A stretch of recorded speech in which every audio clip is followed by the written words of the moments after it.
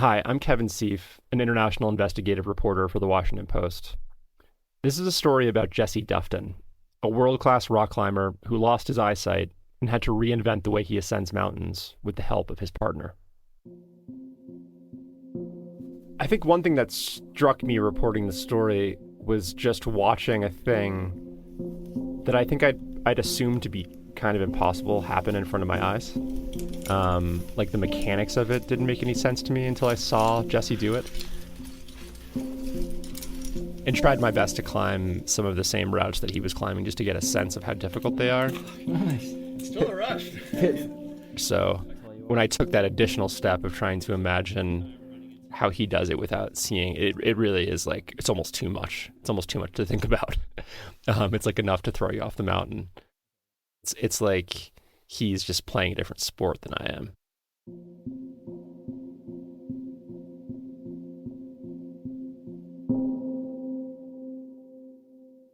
Okay, here's the story.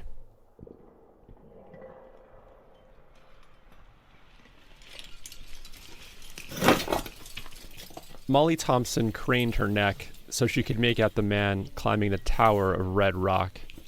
Got quite a good ledge there, Jesse. Yeah. Squinting into the desert sun, she tried to identify a crack so he could grab onto a ledge wide enough for his foot. Maybe on the right-hand side.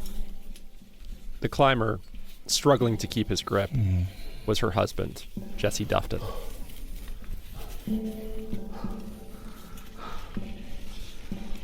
His left arm trembled from the effort. His foot probed for a more secure hold, but found nothing. A little bit higher. Molly said into a headset. Jesse was listening on his end. The audio was a little muddled, but they let us listen in and record it. Is there a foothold up and left, Jesse? Molly's words were meant to conjure the smallest nooks, so Jesse's hands could find them.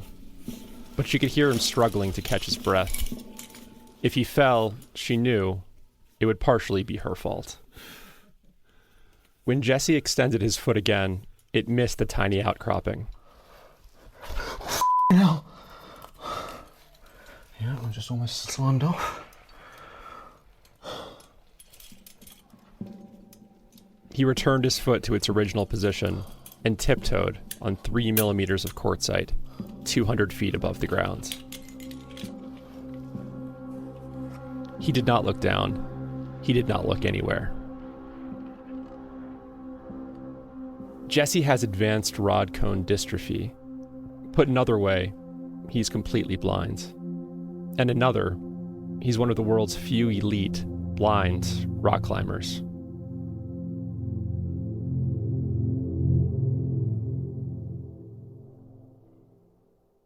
Jesse's 37 years old and a trad climber, which means he ascends bare rock faces without permanent bolts. Instead, he places removable metal anchors into cracks in the mountain and attaches his rope to them. If he places those anchors poorly and falls, he could die. It's a feat that normally depends on one's vision. Kind of gets, there's a bit where you can get your hands, and then it narrows to nothing, and then it kind of opens up. It has opened up again. On this morning, he was high up in Morocco's Anti-Atlas Mountains. His face was inches from the rock. He needed to find a grip to pull himself up. So I'm hoping that if I can get a little higher. Molly spoke again, and Jesse listened on his headset.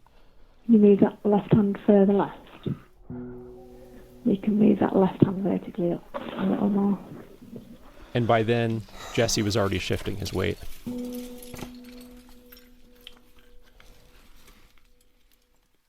Lifelong climbers have watched Jesse in disbelief. They've asked if his lack of eyesight makes it easier to ignore the sheer heights. It doesn't. Or if he can see enough to make out the variations in the rock. He can't. It's his partnership with Molly, who's 38 years old, that allows Jesse to be a world-class climber.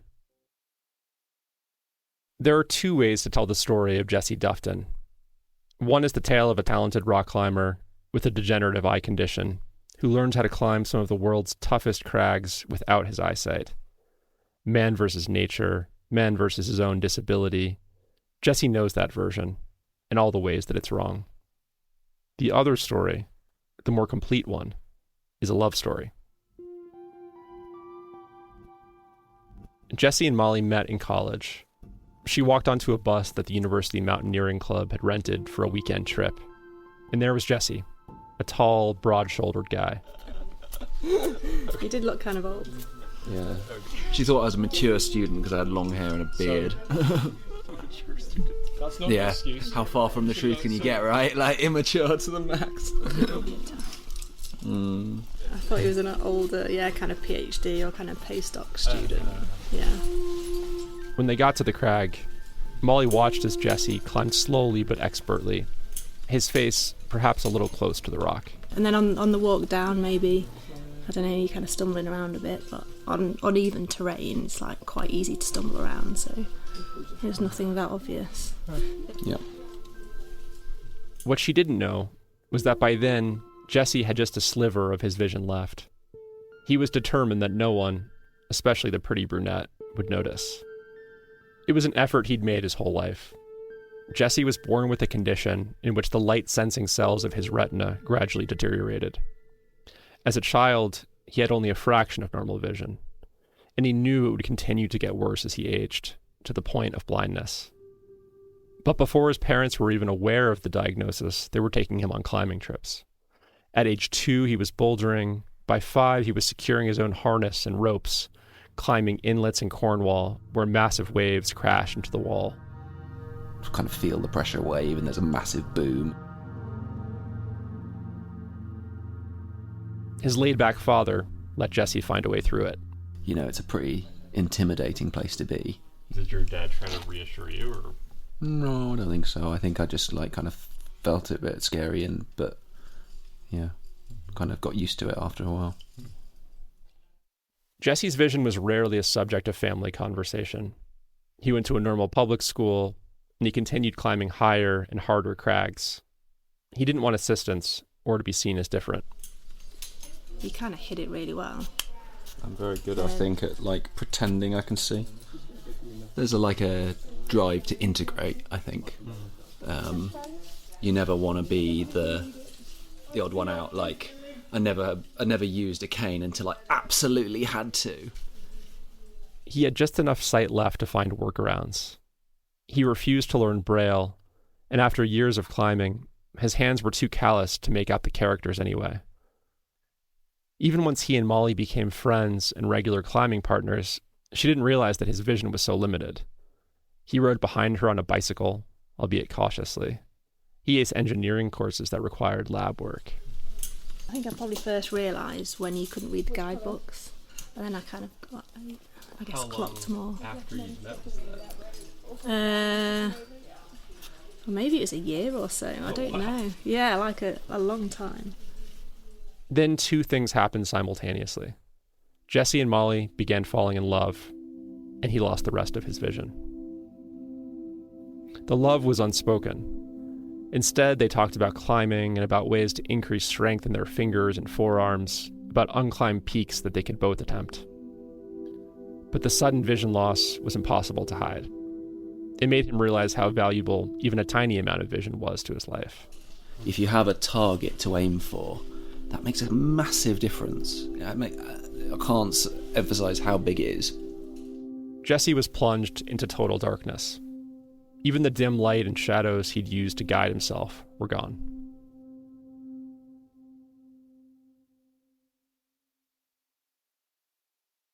Jesse was 22 and Molly was 24. They were in their last year of college. They said almost nothing about their feelings for one another. Jesse couldn't even bring himself to ask Molly on a date, but he could ask her if she was up for a climb. The sport became an excuse to be together without talking about being together. They didn't discuss Jesse losing his sight. They knew it would be much harder than before. He would need to hold each position longer. He would need to get stronger. And he would have to rely on Molly, which he hated. He would need to hold her hand or her hiking pole when they walked to the crag, and he would need her to choose his routes, to describe the rock formations, to double-check that he had the right gear clipped to his harness. He depended on her off the rock as well. Yeah, I hate the dependency. I really hate it. It's necessary. I mean, like, obviously in climbing is an example. Yeah. But it's the thing I hate the most, I think.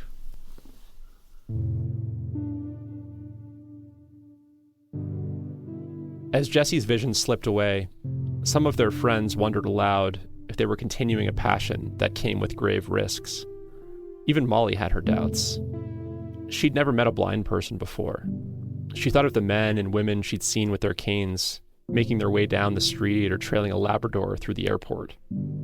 There was no rubric for ascending high-level crags without vision. There was no one to ask for tips. What Jesse and Molly were attempting was considered impossible. The first time he walked to the crag after his remaining vision had gone, Jesse couldn't tell where the rock began.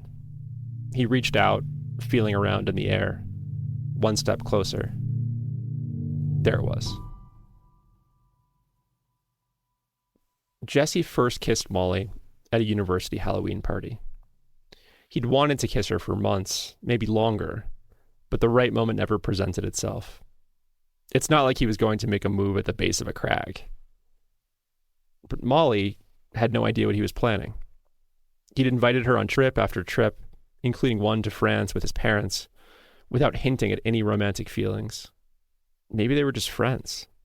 She hated to think that that was the case. He'd concealed his loss of vision from her, and without realizing it, he'd also masked the fact of his love. Then came the Halloween party at a local nightclub. And obviously it's dark and he couldn't see anything, so he had his housemates with him. These were Jesse's friends, who knew he liked Molly. They were under strict instructions to tell me where Molly was. His friend then pushed Jesse into Molly. She's like, right, Molly's over there, angle, go! The whole scene was kind of ridiculous. A large guy stumbling in a dark club, being angled and shoved by his friends towards Molly. And I kind of knew what was going on. And Jesse was like none the wiser where it was or anything. Yeah. It was funny. That's how Jesse ended up falling into Molly's arms, in a nightclub that smelled of stale Guinness. He was dressed as a werewolf, and she was dressed as a devil. He leaned in. There was nothing. He leaned in further, and there she was.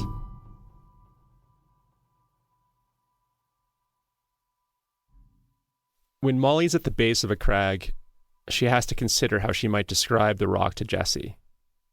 Where should she start? She looks at the limestone or the quartz or the granite, riven by a glacier some millennia ago. She could begin with the hue or the spiderweb of cracks, the knobs and the shelves and the overhangs. She'd grown up swimming competitively, narrowly missing a spot on the British Olympic team, but climbing was the thing that she loved. To help Jesse, her relationship to the rock had to change completely. She hadn't thought too deeply about the physicality of the crag before, or focused on its features. But with Jesse, she had to. There was also something else she wanted to describe to Jesse. She wanted him to understand the beauty of the thing he was climbing. Oh, I get a good view from here. The way a spire of granite reached upward, Get a nice view down into the valley. or an arch soared overhead like an architectural flourish. Except those details seemed extraneous to Jesse's goal, which was, among other things, not dying. So when Molly describes the vista, Jesse just kind of tolerates it. It's nice, but Molly's best description is never as good as being able to see it. What he really wants are Molly's instructions, where he needs to put his hands and his feet, where the next hold is. Sight guiding, they call it.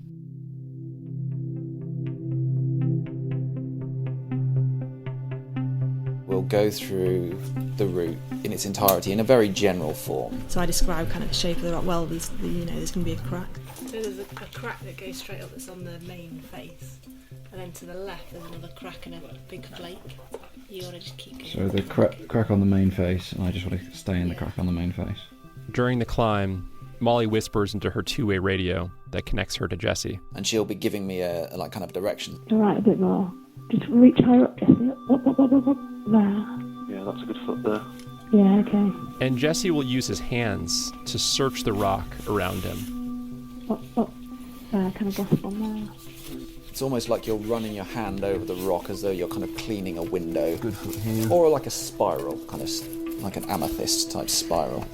But to do this, Jesse has to use his other limbs to brace his body on the rock. And that's one of the things that makes it a lot harder, is that you have to hold this static position, which can be really stressful, right?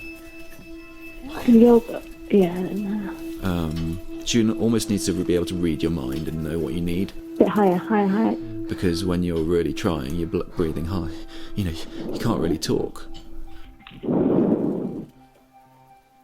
Yeah, no, that's good.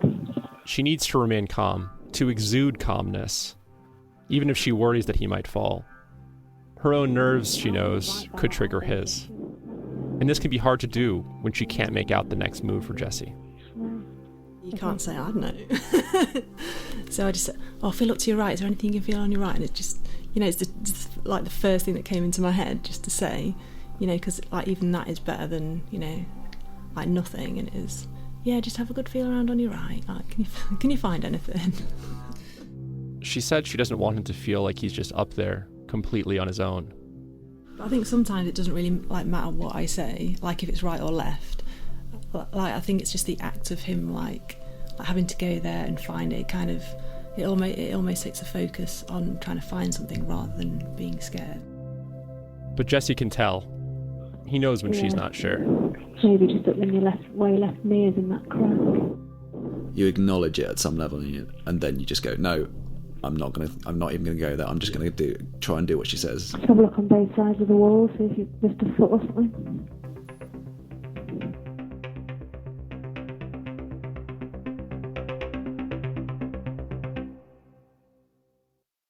50 years ago, the idea of a blind person competing in almost any sport was inconceivable. There wasn't a category for blind athletes in the Paralympics until 1976. Even then, they were only invited to play goalball, a sport designed for blind athletes using a ball filled with bells. When Jesse was 3 years old, in 1988, judo was added as the second sport. In his lifetime, it's mountain sports where blind athletes have made some of their greatest advances. In 2001, Eric Weinmeier became the first blind person to summit Everest. Now, paraclimbing competitions have several categories for blind athletes, depending on how much of their vision remains.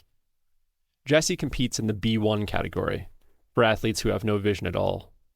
The sport is still just a hobby for him. He's a full-time engineer working on a fuel cell technology. His colleagues had no idea how serious a climber he was until a documentary on one of his ascents aired in Britain. The day after it premiered, they approached him in the office with a mixture of awe and confusion. One colleague asked, "Are you nuts?" Molly still works for the local water utility. She and Jesse climb every evening from 6 to 9 at the local gym. They plan climbing trips on the weekends and on vacations. When he's bored, Jesse does pull-ups on a wooden board with tiny finger grips. He's developed a different relationship with the rock than a sighted climber. He's forced to pay more attention to its subtleties. Best there, I think. Slightly hollow. So if it's something like gritstone, then it's quite kind of coarse. Imagining him climb doesn't make sense until you see his hand on the rock. And if it's like a limestone, The way he studies it with the tips of his fingers, you might have these really, really sharp razor-like crimps. the way he can support his body weight with his pinky in a hairline crack. I can't really see that crack you're trying to put it in, but it looks a bit flared. He's become used to accepting her help, the thing that once made him feel weak. And now Molly's voice feels like another critical tool, like a harness or a rope. Yeah, cool. So you're going the right way. He's tried to climb with other guides, and it often feels disorienting, like trying to make sense of a foreign language. Yeah, good, Jesse. You're still in that corner. Nice, Jesse. Really good. The thing that he and Molly have learned to do, it's something that Jesse's proud of. Blind kids will sometimes reach out to him for advice, and he likes that he can inspire them.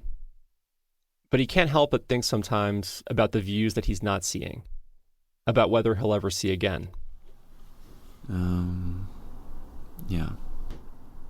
it's weird. I do like the fact that, you know, Molly takes quite a lot of pictures of the places we go, because I hope that at some point we'll be able to do something about my eyesight and I'll be able to see again. And then I want to go back through that photo archive and look at all the pictures and kind of see where I've been.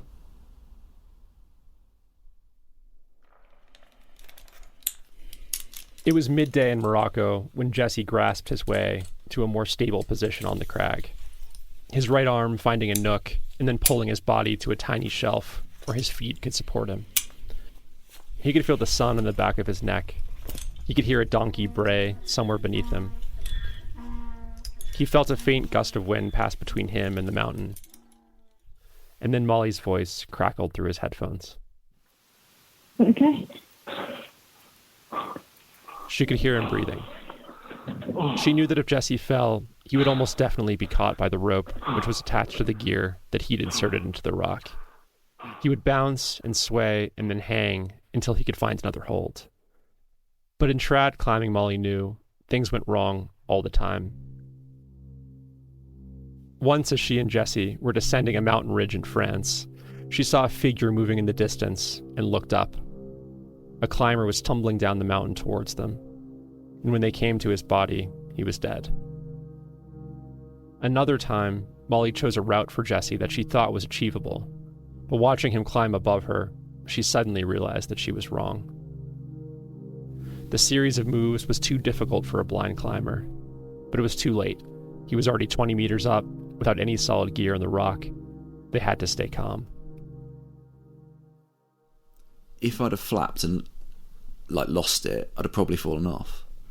But I had the kind of the ability to push that fear back down, and kind of stay calm and collected, which is exactly what I needed to do. And I really needed to focus on the climbing. And I think that's probably one of my skills, is that when it does get serious, you don't lose your head. Yeah, nice. You can stand up on that right foot there. This time, looking up at the Moroccan quartzite, she saw that Jesse was once again moving confidently. Yeah. She could tell when he found his groove. Cool. He didn't even wait for her descriptions. It was like he could predict the next move without seeing it. He was in that zone now, once again mastering the rock. Nice. Excellent, dude. Really good. Okay, I'm safe. I'm safe. When he reached the top, it would be Molly's turn to climb. He would fix a running rope for her from the summit so that if she slipped, his weight would keep her from free falling. Her life now in his hands. But Molly never slips. She's a graceful climber, more agile than almost anyone on the crag. Jesse sometimes teases her for not knowing the extent of her own ability. She gets scared, he says. She doesn't realize how good she is. But it's not just fear that keeps Molly from pursuing more ambitious routes. It's that guiding Jesse offers something that her own climbing doesn't. There's an adrenaline rush in both, but when Jesse works his way to the top, there's a sense not just of achievement, but of defiance. He's doing something assumed impossible. They both are.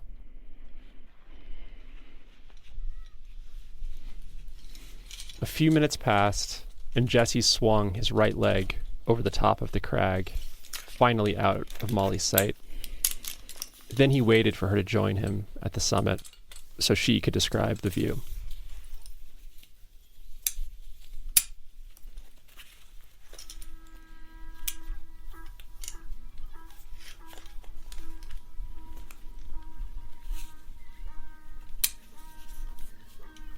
This article was written and read by me, Kevin Seif, edited by Rhea McCod and Peter Finn, sound design and original music by Bishop Sand.